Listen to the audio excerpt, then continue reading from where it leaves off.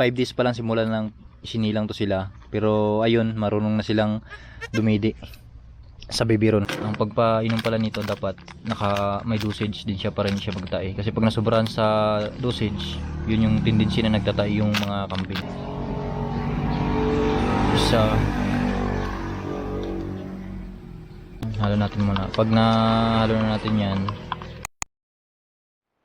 dun sila. Sanay na yan. Alam na nila, me. Yan, pupunta yan dito. Yung nanay nila, binibitaw ko talaga yung umaga doon. Lahat yung mga kambing ito, pinapakain na natin para pag bumalik dito busog na. Tapos yun, habang dito sila sa kulungan, ay maalalayan natin ng padidi. Yan, oh. Me! Alam na nila yan. Oh, me! Ito. Yan, oh. Me! Yan. Gusto nila yan. Dali. Marunong na silang dumidi kahit na ito nasa 5 days pa lang ito. Nasa 5 days pa lang simula ng isinilang to sila. Pero ayun, marunong na silang dumidi sa bibiron. Ngayon ituturo ko rin sa inyo kung paano yung ito naman yung isa. Ito hindi mag-shoot eh. Ito. Ayan. Kung paano magpapadidi nito. Kung ano, dinididi mo yung kamay ko. Huwag, hindi yan. Isa lang kasi yung bibiro natin. Katuwa din. Kasi matakaw silang dumidi. Yun yung maganda doon. Kasi matakaw silang dumidi. Madali lang may survive yung kapag ganito yung situation nila. Meme. Ayan, dalawa. Kasi nakakadidi naman sila sa inahin eh. Yun yung maganda doon. Kasi may gatas. Inalalay natin ng malunggay. Magatas yung inahin niya. Pero ito lang naman pang alalay para busog sila kahit papano. Tapos nakakatikim-tikim din sila ng didi ng kanilang nanay. Ayun, no? Meme. Ikaw naman. Ito.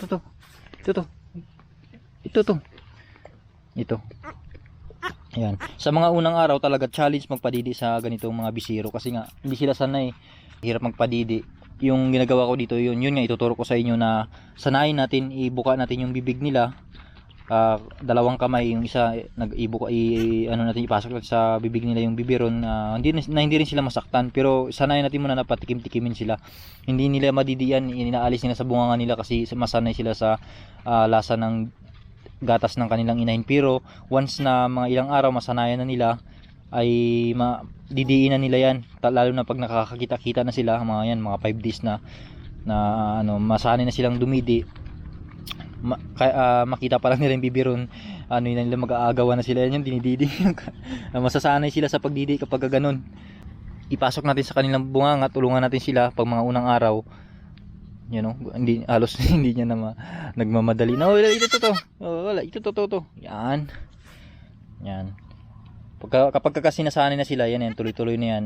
Makita pa lang nila ito yung gatas, takbuhan na sila yan. Yan yung kagandahan. Pag nasa 1 day to 3 days, kahit naman hindi pa naman yan totally mapabusog talaga natin sila, patikim-tikimin lang natin kahit sa gatas ng inahin kasi hindi pa fully develop yung kanilang ramen, yung yung sa tiyan nila. Sakto lang makatikim-tikim sila. Pero kung mga 5 days pataas, kailangan busugin natin sila para mabilis makarecover. Yun din yung isa rin sa tip na tituro ko sa inyo. Ito naman yung isa. Mamaya na, madami-dami pa to na para maging malusog din to yung kambing. Ito to. Ayan, hindi niya pa masyadong pag na-shot niya sa bunganga niya to. Na yan? Hahabol-habulin niya na yan. Ito. Ay. Ito. Wait lang. Huwag kayo magagawa. Wait. Tapos na kayo eh. Ito. Yun. Ginaano kasi ng isa.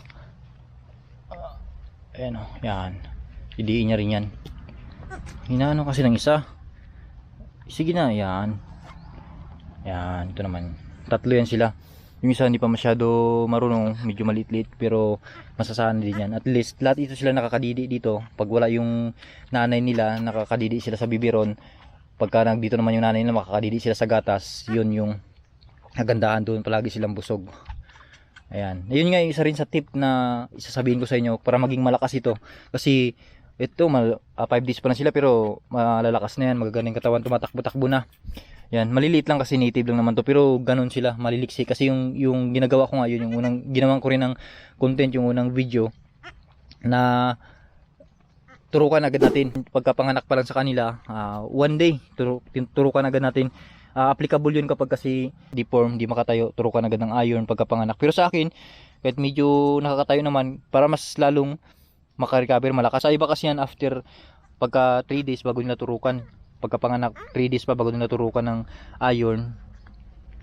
Depende nga sa yun, sa akin sa experience ko lang, kaya gusto ko rin i-share na yun. Pagkapanganak tinuturukan ko agad, maging malakas yung kanilang buto, yung kanilang immune system, yung kanilang pangatawan, magiging maliksi sila. Yun yung na-observe ko. Tsaka matitigas kasi tinurukan natin ng iron, yung mga ano sila, maliliksi. Ito kasi dito pa lang sila, pero maya maya to pag nabusog na ito, takbo-takbo na to. Turukan natin ng iron agad para maging maliksi. Yun yung ginagawa ko dito.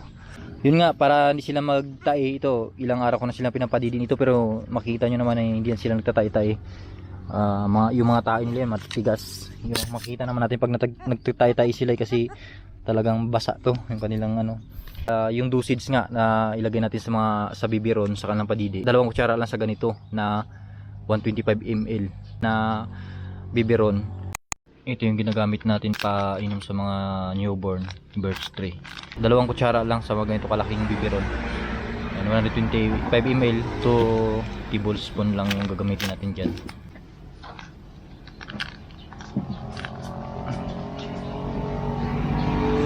Isa, 2, yan 2 kutsara lang. Tapos lagyan natin ng ininit, saktuin na natin.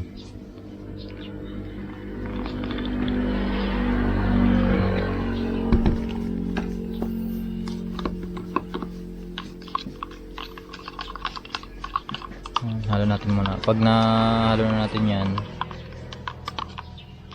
haluan din natin ng tubig para malamig na siya, hindi siya mainit.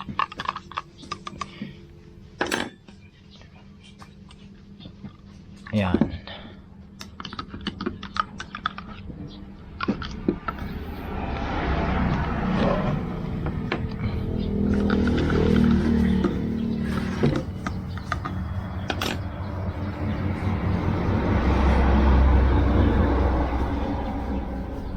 Punuin lang natin to.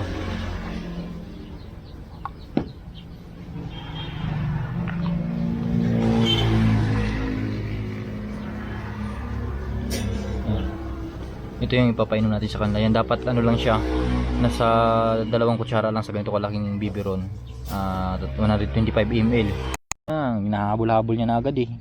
Sa inahin kasi yan, binubunggo-bunggo nila hindi. Pag ito wala silang mabungguan, sinusubsob nila. Minsan hindi pa na ano. Hindi yan, camera yan. Camera yung sinisip-sip ng isa. Yan na. Ito naman yan. Palit-palit lang. Makakadidi kayo lahat. Yan, halos maubos nila to. Halos kulang pa sa kanila to yung ganito. Titimplahan ko pa ulit, pero depende. Di ko rin sila talagang pinapabusog kasi babalik naman yung inahin niya dito mamayang tanghali. Papadidiin din sila eh. I-except na lang kung talagang walang gatas yung inahin. Ayun, talagang umaga, tanghali, hapon natin padidiin. Ito umaga, hapon lang sa akin. Pag may case kasi na yung inahin walang gatas or namatay yung inahin, ayun, pwede nating isustain ng gatas na birch tray. Yan, hindi na natin kailangan bumili ng gumastos pa ng para sa mayroong panggatas talaga dito sa kambing eh. Mayroong tawag doon. At saka kung malayo kayo sa bayan katulad sa amin, kung ano lang yung applicable dito, yun yung ina-adapt ko. Kumbaga sa madaling paraan makasurvive sila, hindi na natin kailangan gumastos or yun nga, malayo kasi sa bayan, kung anong available lang, yun lang yung ginagamit natin yun. Ito kasi yung ginagawa ko lang to, kaya talagang binibiron ko to. Inalalayan ko ng padidi kasi 4 nga sila yun, no? Hirap magtustos ng gatas yung inahin kapag ganito, mahirap din siya. Kumbaga talagang ano rin sa didi niya yun, masakit din yun pag sinisipip na wala ng gatas. Pero may tip din ako na ginawa. Yun, pwede nyo gayahin yung ganitong ideya kapag may mga alaga kayong kambing na kailangan padidiin para makasurvive. Yan, lahat sila yan, malulusog, maliksi. Meme. Ito, meme. Maraming salamat sa mga nanood. Peace.